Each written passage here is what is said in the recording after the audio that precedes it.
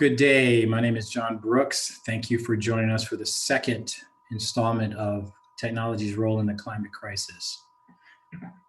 And if you were with us here last time, you'll recall some of the things that we talked about. If you haven't, if you're just joining us for the first time, I'm going to recap a little bit about that. First of all, a little bit about myself, in case you're new.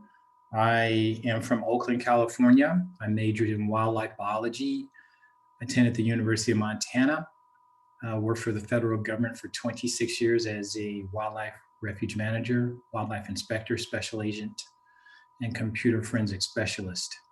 I started my own company in 2008 known as the Nepal Tiger Project, which is a presence-absence study in the foothills of the Himalaya Mountains on tiger research.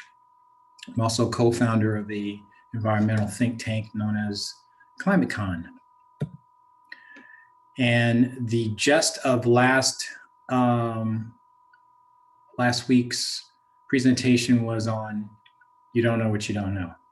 So imagine this pie chart for a minute of your brain. There's this little sliver of what you do know in life, and that depends upon your age. If you're a newborn, you know little. If you're a teenager, you think you know more than you do. You become an adult, you realize how much you don't know. And you don't know, for instance, you don't know, let me back up. You know that you don't know how to fly a plane, but you know how planes fly. That's an example of you know what you don't know. But there's this whole gray matter in yellow here that you don't know exists because you don't know it, if that makes sense, right? Back in the past, people who thought the world was flat didn't know that there was a universe outside their community. And as that expanded, we start learning more, and you know there's other cultures you may not know about them, but you know they exist, right? And as humans, we're storytellers. That's pretty much how we gather and disseminate information, is through telling stories and facts now, but generally and foremost, we're storytellers. We love a good story. And as I mentioned last time, you will never see a cave drawing of a man shooting at deer and missing and going back to his cave with his head held down. No, it's always a good story. And this person is arguably the father of racism. And this is where modern humans actually begin. As much as we had our differences in the early years of when we lived in villages and small groups and the little wars and skirmishes that took place, you still recognized a person as another human being, and there is this sort of unwritten rule on how you treat them, or there's a category on how you treat a group of people versus an individual. This person worked for the King of Portugal during their heyday and basically characterized sub-Saharan Africa, which is Black Africa, as subhuman. Therefore, he made it a lot easier for the rest of humanity at that time to look at Blacks as not worthy of being human. Therefore, we could do what we want. They're in the same category as a dog or a horse or some other commodity. We disseminate information through stories, like I said, but it's usually good stories, and we want to emulate people or people that we like, we want to emulate. And if we see a famous actor smoking a cigarette, we want to smoke a cigarette. Classic example was when I was growing up, there was these TV ads trying to get people to stop smoking. It was like father like son was what the ad was called. And the father was walking around with his son, and he's like hammering, and then the son is hammering, and he's doing this. The son's emulating him. And he sits down by a tree and he lights up a cigarette, puts his pack down, and then the kid looks at it, he wants to smoke too, because my dad smokes and I idolize my dad, right? So that's how it starts. I want to be like Mike, is one of the commercials used to say in the 80s. But then we get to the climate debate, which is what this class is all about. And as I said last time, it really never was a debate. The facts are the surface temperature of the Earth is increasing, and it's caused by humans. But even if it wasn't caused by us, we are the only species on this planet that can stop it. And so that's a choice. Do we want to stop it or not? Do we want to believe the stories that say, oh, this is not real, people are just making up? Or do we want to look at the facts and do something about it?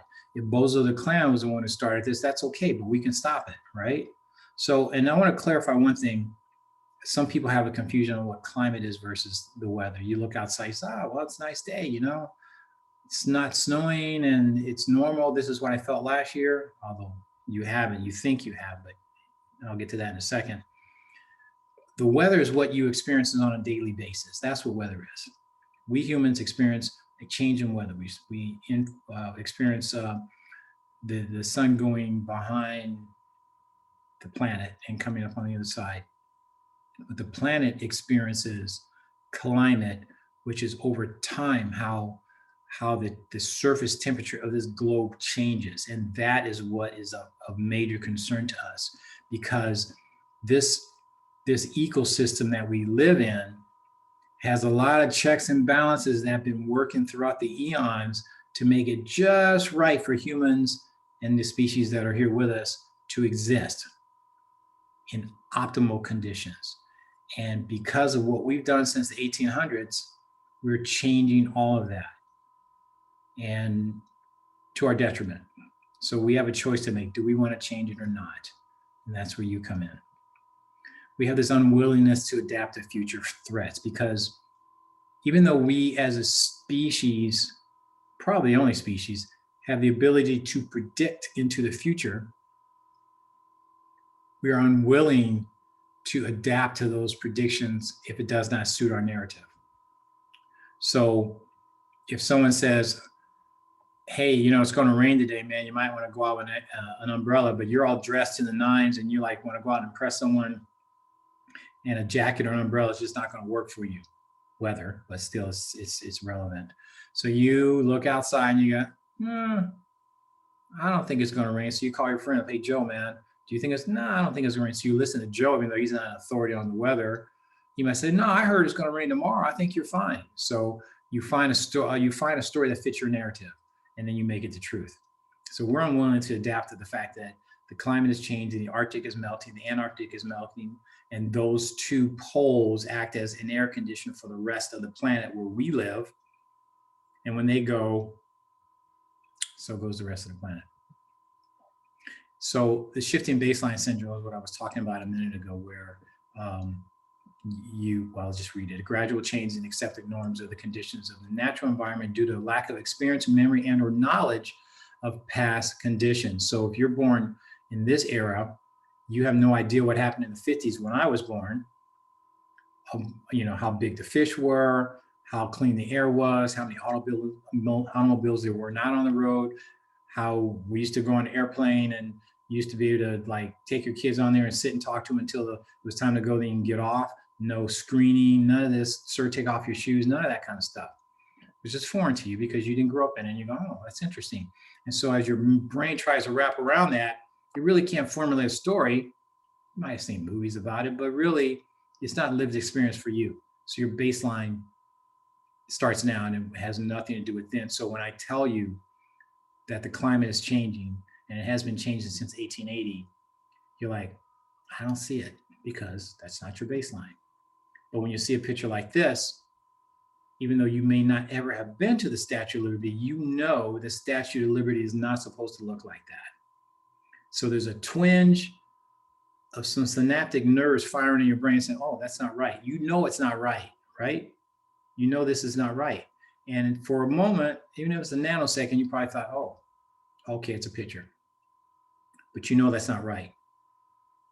So this is everyone's baseline. If you look at something like this, some monument, some mountain, something that everyone can say, yes, this appears to be the same throughout time. Statue of Liberty is a good example of that. But this is what the future is going to hold if we don't change things. But the people, if there's people left born in this time period, if they see that that's their baseline, they won't have any reference to what you and I are seeing right now, what the Statue of Liberty is on an island, and you could go to it and you can go up in it and it has an arm and all that kind of thing. I also talked about the mass extinctions on this planet. So we're in the middle of the 6th mass extinction, and that basically means a majority of the species on this planet, 75 to 80% or more, will become extinct, and that includes humans. The only reason we're here at this point in time is because of the 5 previous mass extinctions, which eliminated the predominant species of that day, which made it possible for other species to become predominant. Most of us are familiar with the dinosaur period, the Triassic-Jurassic period. And the only reason they're gone is because an asteroid, we believe, hit the planet and changed everything and made it possible for mammalian life to take over. And then we became the predominant species of the mammalian period, which is the Holocene period, which is now. However, and I'm acting, and sorry, I am trying to present this in a way to make it sound very serious. I'm not going to sugarcoat anything. If we don't make some serious changes today, life for you in the future is not going to be like this. It's going to be harder, and it may not even exist, actually. It depends on what your age is and how long you expect to live. But by 2050, we're going to have some serious issues if we don't make changes today. So all that leads to the extinction of human races and all the other species that are here with us, which are going extinct as we speak, because of the climate crisis. So we can act or we cannot act. We can say, okay, you know, that's just the way things are. It happened 5 times before. Were we to stop it, right? And that's fine. Just enjoy the ride. Or you can say, no, let's just go on a little bit further. We can like change things to make things better for our children and our children's children, and the possibilities that could come in the future for humanity, like exploration, et cetera, et cetera. Or we can just say, hey, it's going to happen, deal with it. So on the robotics and artificial intelligence level, I talked about convolutional neural networks, right? And so in the past, and I'm using conservation because that's what we're talking about as well. Fishermen would just throw out gill nets and see what they caught, and then they would take the things they liked and they threw the things back they didn't like, but the things they threw back were always dead. Not only was this a waste of resources and changing the environment in the oceans, it also was a waste of time for the fishermen. Time, money, effort, gasoline, all this kind of stuff. So with convolutional neural networks, it's like it can 3D map the image it's looking at. So now they have the ability to go to an area with technology and see what's under there before they actually throw their nets out. They say, okay, after they use the just hunt and peck method, radar and sonar would find schools of fish deep down, right? And it's okay, there's a school, let's go get it. It appears to us that it's probably mackerel or bluefin tuna or something like that, but they wouldn't know until they brought it up. Now they can actually go and say, okay, that's mackerel down there, and this is the species we're looking for. Then they throw the nets out. There's still gonna be some bycatch, but not like in the past. So here's an online class I took that explains a little bit more about what I'm talking about. So now we are going to talk about more AI, and tell you about more AI. How does AI involve in? Sorry about that. So now we are going to talk about more AI, and tell you about more AI. How does AI involve in this SmartFish 2020? It starts with automatic catch analysis system. So this is a machine vision with AI system for detection of catch composition. We want to see what kind of fish we get. It's more like we get more than one kind, right? We have tens or hundreds or thousands or more than that. We want to know what the composition of that. And with that, we can do a lot of things. We can of course, but before that, the highly detailed capture data, we can send it real time to land, and we can also use this data to do the decision support for fisheries management, and we can also do the real time environment monitoring, and we can do real time fisheries management.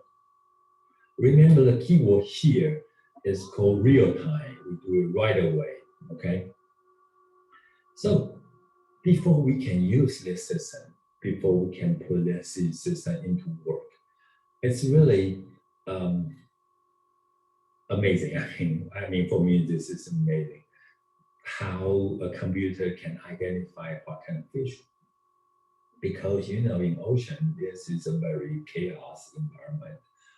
fish, they just swim around different angle and different lighting is different. How does the AI system know what kind of fish it is? Okay, so it will start from researchers or engineers or scientists. They provide a lot of picture. I mean, a lot. We need a large amount of data for training the algorithm. We need to tell them, okay, this is. I really don't want to get in detail. It's like yellowfish, redfish, whatever.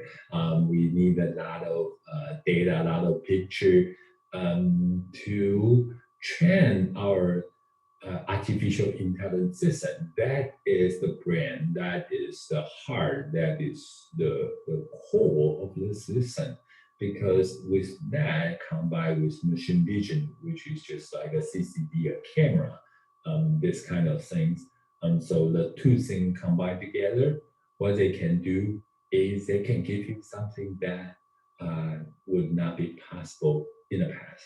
Well, for example, we'll have in real time, remember the keyword here, the real-time environment monitoring, can do real-time fishery management, and that the core, the real important thing is we can do the detection of the catch composition. That is real something, right? And just think about this. Every time you put a net into the ocean, now you have eyes. Actually, you have more than one eye. So you can have as many as you want. You can do it real time. You can see the composition. You can send the data inland to do the analysis. There's a lot of things, a lot of work can be done. Of course, this is not easy. I mean, the scientists, the engineer, they have to train the AI algorithm. It's not easy, but once it gets done, it is a so powerful AI data, a tool that can be used in ocean. That is something that you could do or could be trained to do, because that field is still wide open. Again, we know what we don't know, but there's a lot more past this that we're not even aware of that you could actually participate and assist in. Neural networks, I think you guys know what this is. It's, well, you can read it. And there's a whole, what's the word I'm looking for?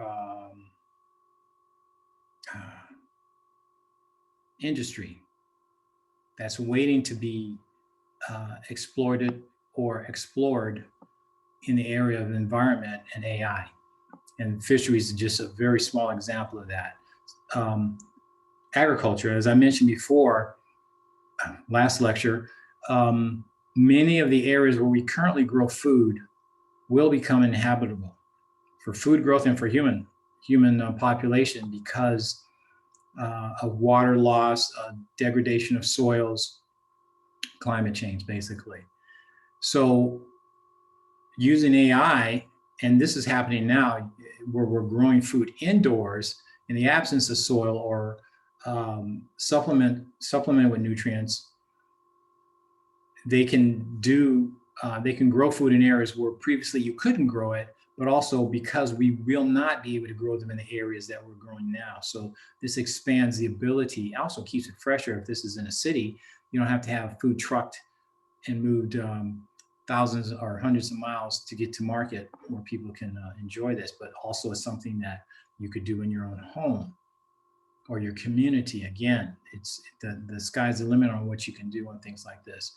I talked about biochar last time, and basically it's a type of charcoal that Native Americans in South America discovered years ago, but now it's being rediscovered, and it could also, with the help of mechanical engineering and artificial intelligence, help replenish soils. The soils that are depleted now can help replenish them and grow food and store carbon into the soil. And here's a little video on that. Soil is a living thing. A teaspoon of healthy soil has more living organisms in it than all the people on the planet. Plants use living soil to stay healthy and strong, relying on it to deliver water, oxygen, and nutrients, to communicate and share resources through networks of microbes. In a natural environment, soil quality is naturally brilliant, so everything works as it should. But in towns and cities, golf courses, football pitches, and even gardens and allotments, the soil is much lower quality than in woodlands. In some cases, where fungicides and pesticides have been overused, soil becomes barren, much to the detriment of the grass, flowers, trees, and crops we rely on. But there's an easy solution to permanently improve soil quality in all environments: biochar. Biochar is a very porous and high carbon form of charcoal that has 3 beneficial effects on soil. Physical. Biochar's microscopic honeycomb structure improves the aeration, water holding capacity, and nutrient retention of soil and stops it getting compacted, meaning all the essentials that plant roots need are readily available and easily accessible. Biological. This structure also provides the perfect housing for beneficial microbiology, which defends roots and fights off pests. Chemical. Biochar is very high in carbon, which is good for a process called cation exchange, which essentially means more nutrients are retained in the soil and available for plant roots. Because of biochar's purity, it doesn't degrade, so it is a permanent improvement to your soil. And because it's so high in carbon, it's preventing carbon dioxide from being released into the atmosphere. 1 ton of carbon locked away in biochar is equivalent to 3 tons of carbon dioxide permanently removed from the atmosphere. So what is biochar? Carbon gold. So I don't know if this seems foreign to you, but it shouldn't, because this is something you can do in your own neighborhood. And let me ask you, do you guys live in an area where you have a lot of trees, a lot of shrubbery, a lot of greenery, or is it mainly concrete? One of the things that Republicans, if you're into politics, Republicans versus Democrats, Republicans always say, oh, let's get government off our backs. And, industry is the one that can save us. And industry got us into this trouble, this problem, but they also, yes, they can. And when I say industry, I mean you, because government does get bogged down with regulations or people who don't want certain things to happen. But you as an individual, as an entrepreneur, can take it upon yourself to do things and you can profit from it. But in your mind, it should be, I'm helping others. I'm helping the community. But yeah, if I make a profit on it, that much better. So what could you do? How could biochar help your community as an example? What could you do? What kind of program could you make that could monitor the development of or this the capture of carbon in the area that you live in, if you were to put biochar in there and plant trees or start a tree planting program? This is the kind of things I want you guys to start thinking about, because it shouldn't be foreign. It should be something, yeah, well, we can do this in our neighborhood. Like I can plant a garden. I can plant grow herbs on my windowsill if I don't have land to grow a garden, and start experimenting with things. So I talked about perovskite last time, and Olga Milikovich in Poland, who took this natural chemical and is creating a substitute for silicon for solar panels. And well, I'll just let her tell you.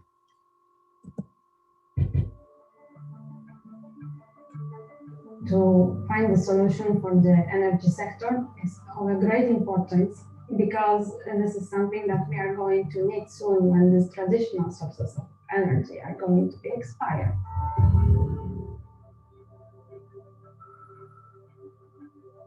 I went to a conference, and for the first time they show a new type of material that appear in the solar cell field. It is called perovskite.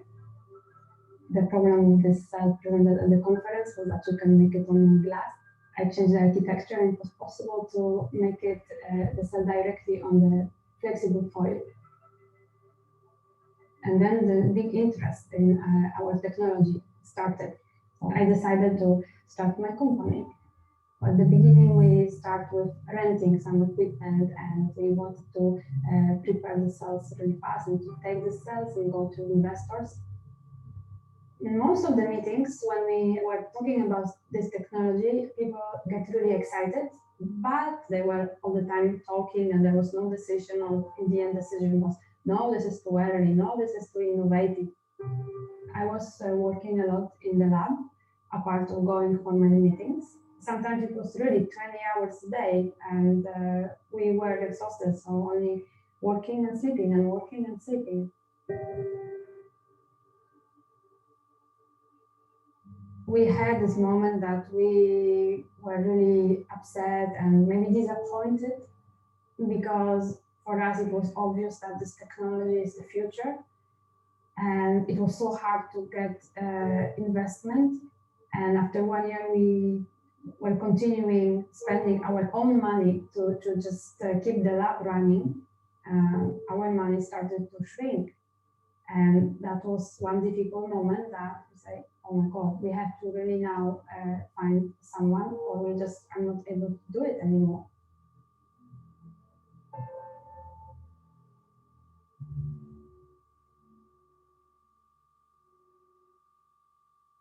Finally, we decided, okay, this is the moment that we throw a grenade and we go to mass media. Because the topic was quite hot, they really took our side, and that was really important for us. It opened some doors. A lot of people start to get in contact with us, and this is how we get contact with our investor. After we get funded, we could expand our team, we could expand our labs, and a few months later, we show for the first time the module that is based on this perovskite technology. And you could put it under the lamp, artificial lamp, and charge your mobile device. And it was the first example that anybody showed of some useful application of this technology. And now we want to build the whole line and to have bigger modules. With the perovskite, you can just prepare an ink and you can print the solar cell. So now you can just imagine the cost of the production of these cells is much lower than the cost of the production of traditional cells, keeping the same level of efficiency. It might change the whole energy sector.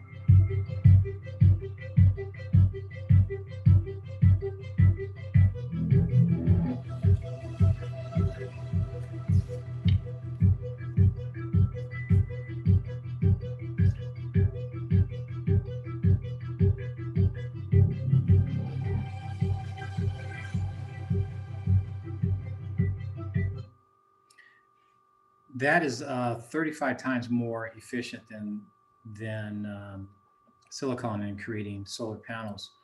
But keep in mind, she doesn't corner the market on this. If you have the means or the desire to actually take that as well and create something from perovskite, it's a natural compound.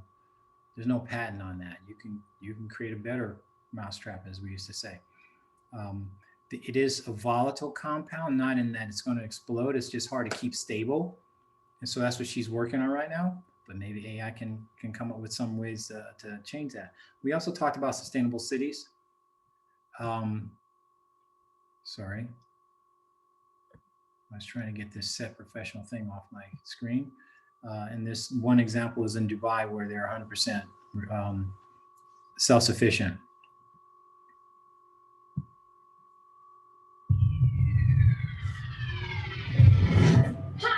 My name is Aline, and welcome to Dear Aline. I hate living in cities because cities are bad for the planet.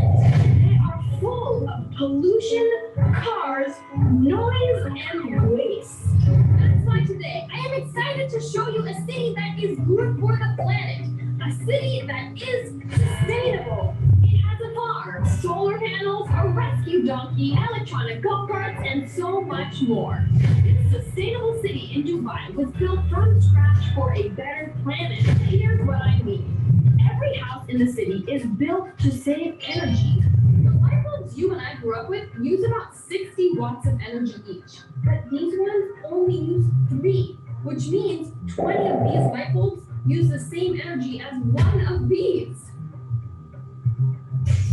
The water flow is more efficient, so you use less water, but the pressure feels exactly the same. The machine from the roof takes the water from the humidity, puts it into a filter, and brings it to your sink. I am drinking water from the air. Delicious. It's not only important to save energy, you also have to save your social life. And a big part of sustainability is building a strong community. That's why they have walking tracks everywhere to help you stay healthy and make new friends. Hi, neighbor. Hi, friends. Sustainability City is doing incredible work to create a more sustainable environment, but it's about people coming together with values of creating a more sustainable planet that will push the message forward. The roof has solar panels, which give you shade, and you get electricity for free. A house here uses 70% less energy than probably your house or my house. This is a solar water heater that heats the water for the shower. And this one here is a water maker. From humidity, we capture and we make drinking water. And these are the panels that produce electricity from the sun. This isn't just one house, it's 500 houses in this city. And inside the city, they ban driving carts. You can only use these electric buggies, a bicycle, or your legs. They grow their own fresh food inside of these domes. So you can eat what you can grow. This is basil. It's what people put on pizza. How does it taste? Italian? Margarita. Margarita. And everyone who lives here gets a basket full of this food every month. Is this ready? And my favorite part is the animals. They have rescue animals that people can visit and play with.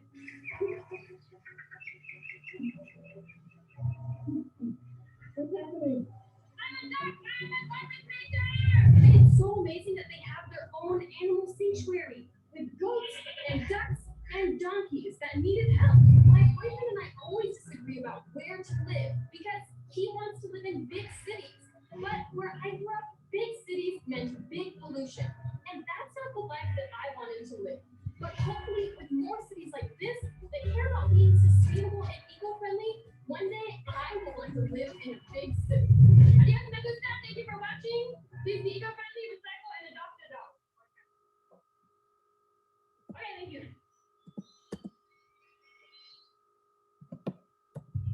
So I was just thinking, you know, when they show the solar panels there on the roofs and heating the hot water and all that kind of stuff, what if you were to come up with some, you know, the perovskite thing, replace those silicone panels because they won't last forever. And then actually, let's take it this way. Let's say,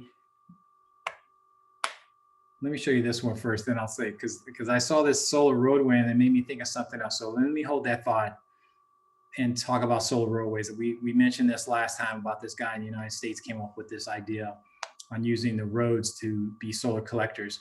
But again, he doesn't corner the market on that because he's been doing it for 10 years, hasn't got anything out yet because he's a one-man band. But there's other companies that are doing it now too. And here's one of them.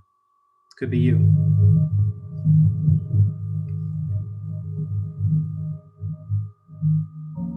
There is a project in the United States called Solar Roadways, which consists of concrete slabs, including the solar cells plus tempered glass on top of it. There's a quite similar project in the Netherlands called Solar Road. The section on a cycle path was built about 1 year ago, but it's large concrete slabs, which means that in fact you're completely rebuilding a road. Our technology is different in that way, but in fact we just place our solar panels on an existing pavement. It does not require all that amount of preliminary work. The first idea was generated about 10 years ago, And it came from the feeling that in fact the road looks at the sky for more than 90% of the time. So during this 90% of time, it can collect energy from the sun. We had a very good opportunity to work together with the people at the National Institute of Solar Energy. Their knowledge is photovoltaic technology. Our knowledge is how to build roads, and we work together to find the solutions to the several problems we had to face to be able to integrate this technology on top of an existing pavement. We had pages and pages of questions. What will be the grip on such a surface? Which type of materials should we use? Which ratio between the active solar surface and the road surface? How could we maintain it? How could we recycle? And so on. We tested several mixes of resins, of glass buds, of broken glass, and so on, until we found a good compromise between the grip level and the light absorption. These solar panels will produce electrical energy, and the use will be quite similar to the one you could have with traditional PV panels placed on rooftops.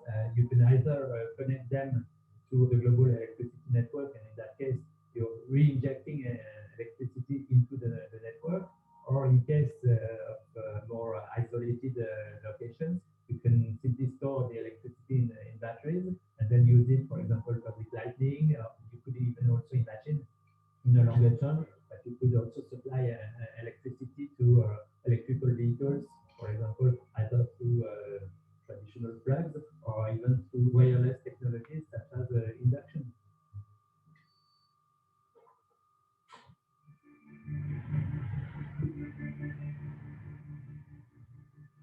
The concept of solar road try to face two major problems of the development of solar energy. The first problem is the lack of surface to produce enough energy, and the second problem is the problem of cost of the system. And when you use a solar road, of course, you take advantage of a large surface of the existing road. So most of the work has been done, and you just have to integrate your components on the road. I can see two problems with solar road. The first one comes from the heating of the solar panels, because when the temperature of the panels increases, the efficiency decreases, and the aging process are accelerated. And the second one is that for the prediction of the solar energy production, you will have to integrate the traffic road modeling to be able to predict accurately the electricity production. Another interesting parameter to look at is the energy payback time, which is the time necessary to produce the same energy that has been used to produce the panel. So it's a real challenge for engineers.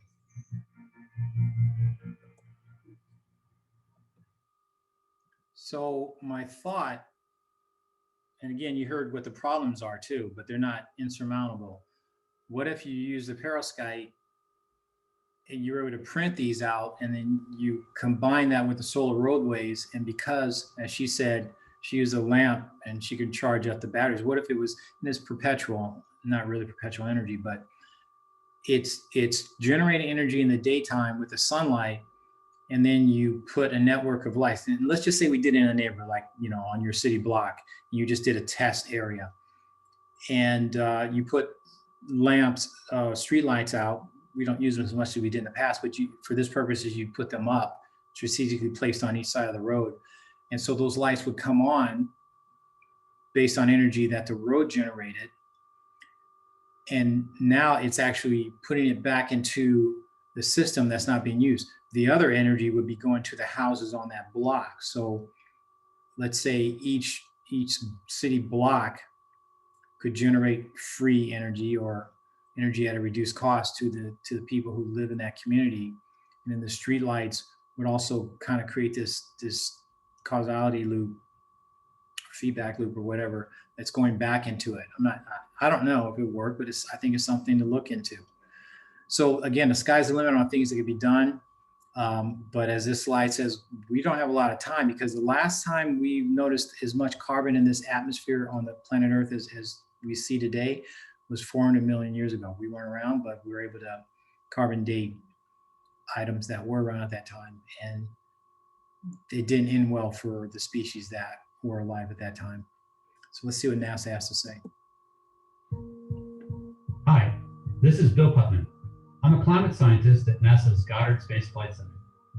What you're looking at is a supercomputer model of carbon dioxide levels in the Earth's atmosphere.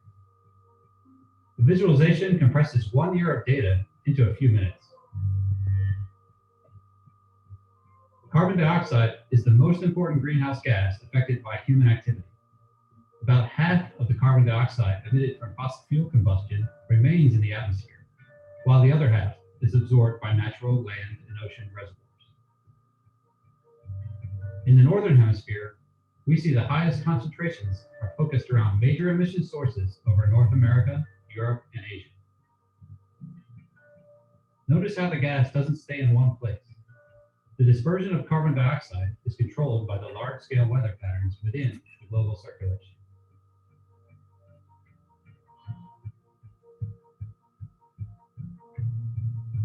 During spring and summer in the Northern Hemisphere, plants absorb a substantial amount of carbon dioxide through photosynthesis, thus removing some of the gas from the atmosphere. We see this change in the model as the red and purple colors start to fade.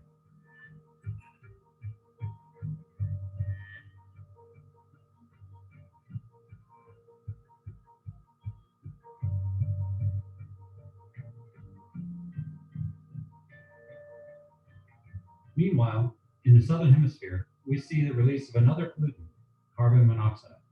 This is a gas that's both harmful to the environment and to humans. During the summer months, plumes of carbon monoxide stream from fires in Africa, South America, and Australia, contributing to high concentrations in the atmosphere. Notice how these emissions are also transported by winds to other parts of the world.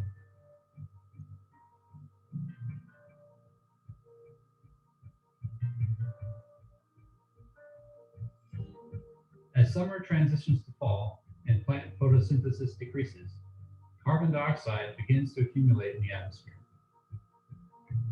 Although this change is expected, we're seeing higher concentrations of carbon dioxide accumulate in the atmosphere each year. This is contributing to the long-term trend of rising global temperatures. The Orbiting Carbon Observatory 2, or OCO2, will be the first NASA satellite mission to provide a global view of carbon dioxide. OCO2 observations and atmospheric models like GEOS-5 will work closely together to better understand both human emissions and natural fluxes of carbon dioxide. This will help guide climate models toward more reliable predictions of future conditions across the globe.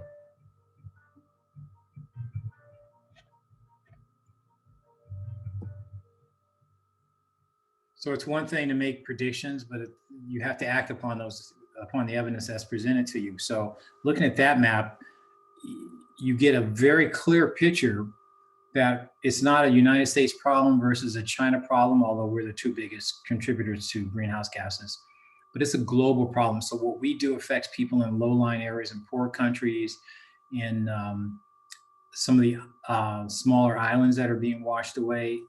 They've contributed nothing to this crisis, barely nothing, but yeah, they're feeling the brunt of it. And we may outlast them, but eventually it's going to hit us as well. So we need to act upon the data that is being presented to us. And so as you're looking for careers in the future, I implore you to think about not only making money, but think about something that's going to benefit the community, that's going to benefit society, because you can't take the money with you. You only can buy so much air. But what can you do to contribute? And I think I talked about last time, maybe you want to create the best video game that's ever been made and people play and they have fun and remember your name, but then it's over just like that because it's temporary gratification. We need to think long-term on how we can sustain society for the benefit of others down the road. So as this slide says that we're predicted to have 10 billion people on this planet by the year 2050. And that's why I said 2030 is actually our make or break point, but 2050 is like, all bets are off. Who knows what's going to happen? The more people, there's going to be less area for them to live in because, as I mentioned before, many parts of the world will be uninhabitable. food production will be decreased unless you come up with some way to make that not happen.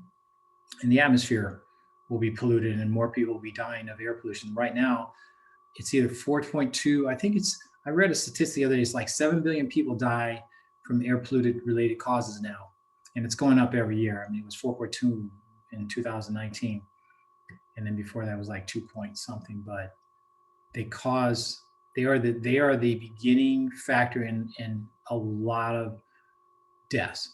I would even argue with the coronavirus, if you got poor lung capacity, it's going to increase your probability of not being able to maintain oxygen in your lungs, and it contributes to your failing health. So keep that in mind. So where do we go from here? That's subject of our next lecture. So I want you to think, like look in your own neighborhood, think about something that can be improved. And again, don't think in terms so much as in money, or it's like, oh, I want a big car, I want a nice house. We could think about what the community can need. Like I said, do you have a lot of trees in your area, which creates shade, which keeps the heat down? Are there too many cars? Is there access to public transportation? Is there some way that AI robotics can assist in helping your community get healthy food? Are there Whole Foods markets where you can get healthy food, or are there just junk food markets? How can food's a big part of what you are is what you eat, has been said many times. So do you have to drive 20 miles to go buy things, or can you get it in your community? How can you change that? How can you make life more local, right? So that's what I want you guys to think about, because where we go from here is up to you, and the future is in your hand. I will say this, right, before I play this song. I think that you are the future, and the future is now, and people my age need to get behind you. You need to be the leaders right now, because you have the technological know-how to push things forward. We have the knowledge of what's happened in the past. Things we've created in the past are affecting you now. You need to be leading the nation, not us. We just need to have your back on this, so make sure you navigate the system so you don't get eaten up and spit out. But, we borrowed this planet from you, as it says. We don't inherit from our parents, we borrow from our children, is how the saying goes. And that's true, because we're leaving you our legacy, but we're also leaving you a mess. And I don't think you're going to appreciate that. And we don't want you to continue the cycle that we've created. So think about ways how to get out of this and what you would do if you were in charge. So with that, I'll see you all next time. If I can put this thing back up. Okay, whatever.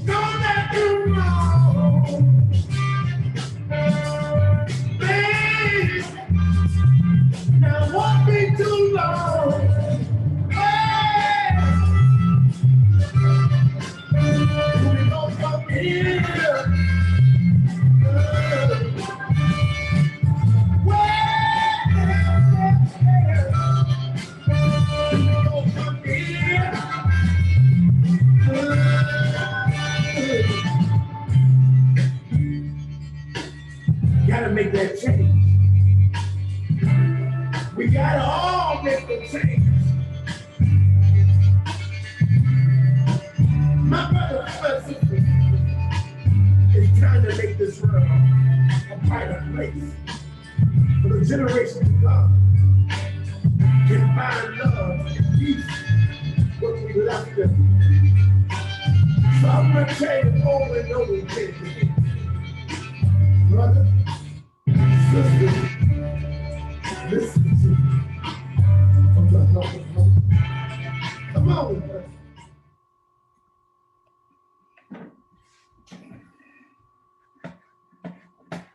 In program. You know,